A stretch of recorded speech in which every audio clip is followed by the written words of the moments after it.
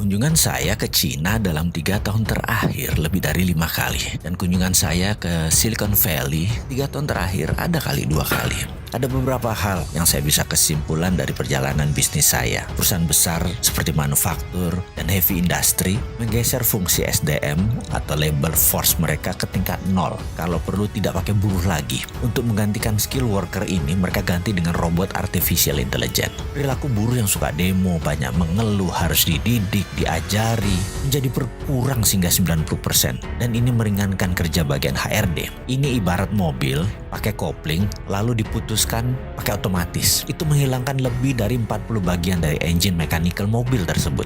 Selain lebih efisien di tenaga kerja, maka lebih kecil human error dan kecelakaan kerjanya. Karena kesalahan kerja yang menjadi kecil tersebut dan mesin yang menjadi lebih cepat tersebut, produksi bisa meningkat 2 kali lipat dibandingkan dengan menggunakan tenaga manusia. Teknologi AI, Artificial Intelligence, robotik tumbuh pesat 3 tahun terakhir dan 5 tahun ke depan makin ngeri lagi pertumbuhannya. Industri garment, industri otomotif, elektronik, dan banyak lagi telah mengganti hingga 80% labor force mereka dengan teknologi dan sebentar lagi akan merambah Indonesia. Apa yang terjadi dengan tingkat pengangguran di Indonesia kalau hal itu terjadi? Hal ini cukup menjadi perenungan buat kita semua.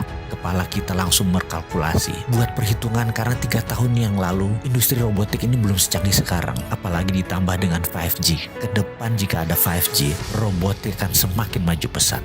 Bagi perusahaan, walau lebih mahal sedikit investasinya atau kira-kira naik 20% dengan menggunakan robotik, namun karena perilaku manusia modern yang ribet cara berpikirnya, complicated, banyak ngeluhnya, banyak perusahaan besar menganggap lebih baik tidak pakai manusia modern yang terlalu banyak informasi di kepalanya. Pendapat saya pribadi, 50% manufaktur di Indonesia dalam 3 tahun ke depan akan menggantikan semua dengan mesin. Indikasinya, sekarang semua manufaktur besar yang ada sistem mekaniknya pasti akan dirobotkan. Pengangguran pasti meningkat tajam. Dan bagi perusahaan besar, nggak peduli. Yang penting margin keuntungannya bagus dan bisnis berjaya. Lalu apa yang terjadi dengan SDM tersebut? Ya pengangguran lah pasti di mana-mana. Sebenarnya ada nggak sih yang mikirin solusinya ke depan bagaimana?